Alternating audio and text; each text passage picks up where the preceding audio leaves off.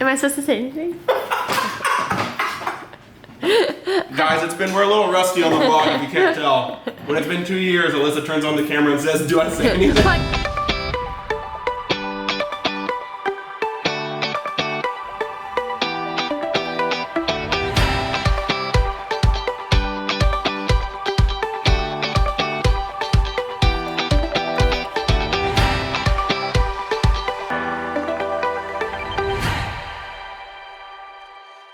Guys, it is early. It's 6 a.m. I usually get up, do a couple emails, get my coffee, read, but I always check in on Ken's because she usually wakes up at this time. But we specifically have a rule where we don't get the kids up right when they get up. We really believe in them to have kind of like unstructured individual play, and that's what she's doing right now. And she's been doing this for like the last 15 minutes. She's just sitting there playing. That's a little basket of like just Lego guys. And she like makes up all these stories and sits them on the table. Also, P.S. Does anyone else just totally stare at their kids through the monitor? Which, by the way, if this was any other person, it'd be a total creeper. But I totally just always want to just look at her, see what she's doing. What'd Daddy make for breakfast, sis? Eggs with almond cheese, little bruschetta bread. I don't even know what you call this bread. Toasted. So good. So yummy. You got anything to tell Mama this morning? Actually, do you want to say hi to Rufus? I'm enjoying it. I don't know if you guys remember, but anyone on the internet is named Rufus. So say what's up, Roof. No! Hi, Joey. We got Joey and Rufus. You guys are so cute. Bridget, can you say hi? Hi. You want to try? Hi. All right, what's their names again? Joey. Joey and Rufus. Joey for Joey John. Oh, Joey and John. So I think it sounds like you're gonna change their name every single week. Is that what we should do? Sounds good. Rufus too. Oh, and Rufus? I like Rufus. Yeah, there he is, just waiting for the scraps. Who gives him scraps? Is that his Oh, So you guys, we just gotta say, this is like our favorite table book, Thoughts to Make Your Heart Sing. It's basically like a kid's devotional where there's just like one little thought each day. It's like all these cool stories and verses that ends with a verse and a point. Well, there we go. Pretty sweet, we absolutely love it. Can you do drum belly? Can you do drum belly? Do it, buddy, do it. It's the best thing ever. He just pulls it like on command. Okay, so these muffins are so easy, and I actually think they're my favorite blueberry muffins, which I love. They're the best thing I've ever made, and they're gluten-free. So if I shared this on my Insta story if you saw it, but if you're gluten-free or you have friends or family that's gluten-free, this is a really good option. So what I use is this. Are y'all done, Sissy? Pamela's. Anything by her that is really good for gluten-free. I get at Whole Foods. I'm sure Amazon has it, but it's just baking and pancake mix. And I bought a big bag because I go through it fast. And then on the back, there's a recipe for muffins. Well, we gotta leave the lights on. We gotta leave the lights on, sis. Mommy's doing a video. I don't offer the door. Oh, okay. Well, hold on. Let me just finish my video real quick. You add eggs and honey and water and vanilla, and then your fruit of choice. And if you're vegan and you don't do eggs, then I also really like this neat egg. I get it at Target, and you just mix a tablespoon of it with 2 tablespoons of water. And actually, honestly, I like this better with this than eggs. So anyway, and that neat egg is expensive, but I've actually had it for a really long time, so it looks small, but it goes a long way. Anyway, so those are good options if you're gluten-free or you have people that are gluten-free. You saw my body as it was formed and all the days planned for me before I was 1 day old. Is this one of your faves, sis? She thinks this is her. She goes, is that me? You guys, I just got to show you my wall of glory, okay? First of all, this was 5 nights in a row, 4,000 pieces. Me and Alyssa built that. Then here's some of my favorite Lego collections, the Batman car. We got Gingerbread House, Jurassic Park car, the VW bus. That one is like 2,000 pieces. That was a lot. Bunch of the Batman special characters, the Ghostbuster car, Batmobile, DeLorean. Oh, what's up, guys? What up, Marty? What up, Doc? How y'all doing? Our Hamilton playbill, and some of my old favorite books. Bend, snap, and shake. That's what it says in the instructions of the glow stick. That's what I used to do back at the high school dances. Do you get it? No, bend, snap, and shake. Wait, I thought- I did the first I thought that was a lot better joke than you made it sound that you let me. I got it. It was funny. Okay. Just Look at you guys go! like the maestro. Hey, buddy. Oh. Oh, Cannon, take it easy.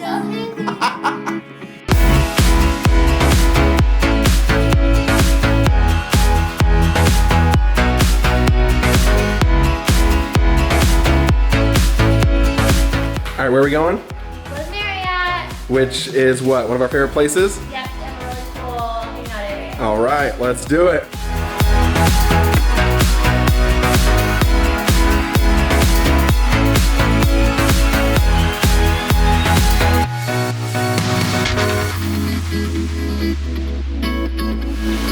Oh, one of our favorite places. Look at, they got like these little Hershey Kiss cocoons, and then my favorite is this swing. I mean, check out this place, you guys. Look at these trees. We love it. We usually just come here, get a Starbucks drink, hang out. How you feeling, brush? See, look what's in my back pocket. Oh! Here you go, sis. I even got you a straw. What do you say?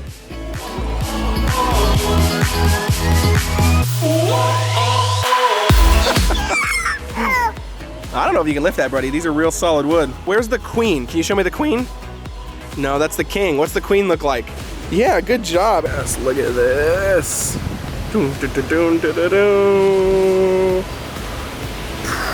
There he is. Hands full, kid on the table. Are you trying to ride on the swing? She really wants to ride that tree swing over there. I don't know if you can see it, but it's right there. But people have been on it the whole last hour we've been here, so you know, we're just kind of awkwardly waiting and waiting our turn. Oh, there's someone in there? Yeah. Oh. Guys, there's someone in there. Awkward. You guys, they got off. We can finally ride the swing. Oh! I mean, first of all, let's talk about how gorgeous this is. Yeah, where's the key? You guys have a key? Wow! Look at him, he's like dragging. He's like, help me! Oh! Whoa! Get one of these things. I know, I already looked up the company. I want one real bad. How do you feel? Yeah, good. Oh! Yeah, let me get. Just me and my children. Me and my quiver. They're so excited. You guys like it? All right, guys, what do we think? Was it a success? Success. So restful. We love this place. And on the way out, Let's see if there's you gotta one. look at the fishies. Guys, so we are back. We had a blast this afternoon. So what we usually do is we get back, we ate a quick lunch, put the kids down for nap, and then I usually work for a couple hours, which I'll show you guys what I was working on today while the kids were napping. Just my weekly email that I send out every Tuesday with kind of like inspiration, fun things coming up. So, and also I'm getting a bunch of work done right now because it's our family Sabbath tonight, which means won't be able to vlog after once we start after dinner, just because no technology, we turn off our phones, all that stuff. But I'm gonna give you guys a little preview the first couple minutes. All that to say, I have to get a lot done because we turn everything off for 24 hours. So I'm kind of basically getting geared up, doing all that, and then we're gonna go celebrate tonight in just a few hours when the kids wake up. All right, let's talk about Sabbath. So tonight is Sabbath, and I wanted to talk, before we show you maybe a little bit what that looks like for us, I wanted to hear Alyssa's thoughts here in a second too. Basically, what is it not, and what is it? Because I think that's really important. I think a lot of times when you say the word Sabbath, a lot of people think a day off. Kind of, but I think the caricature of a day off is that that's the day that you set aside to get all the errands done, to go to the post office, to go to Home Depot, to get your bills paid. And at the end of the day, if I'm honest, I think that's almost, I like to call that almost the anti-Sabbath, meaning the spirit of Sabbath. That type of day off that I just explained is almost in polar opposite nature and a polar opposite center of what it truly means to honor and live in the Sabbath. And I think what it really means is true rest. Now, rest at the center of it, I think, means celebration. It's a day where we kind of unplug, recharge, and mainly the word we like to use is fill. We like to fill ourselves, or we like to celebrate. So the way we kind of explain it to the kids is like once a week we throw a party to remember how good God is, to remember who we are, to remember that we don't have to do a bunch of things for him to love us, but that he already loves us as we are right now. And we cease and we stop, and that's why we light the candle and do all these traditions. And there's something about that when you live in it in that way, not only is it amazing and life-giving and filling and brings a lot of joy, but even from a parent to a kid, I think teaching them, I mean, how amazing is it to them where like they start looking forward to it? Because I think if it's just this day off where you just veg out or whatever, But I want it to be a thing where when our kids leave for college or go away when they're adults, they actually kind of miss it. We are people of rhythm, but in America we lose sight of that. We just kind of are just busy and anxious and afraid and doing all these things. We don't realize that the Lord set up weeks and days and years to have rhythm, to have a cyclical nature, a cycle about them. And Sabbath is this way that's ingrained in our DNA to kind of be aware of that and say, yes, this is how we are wired, and I'm gonna submit to that. We're kind of like busybodies before the Sabbath because we like to get everything done so we can just, What do you love about it? What does it mean to you? I used to really resist against it. Yeah.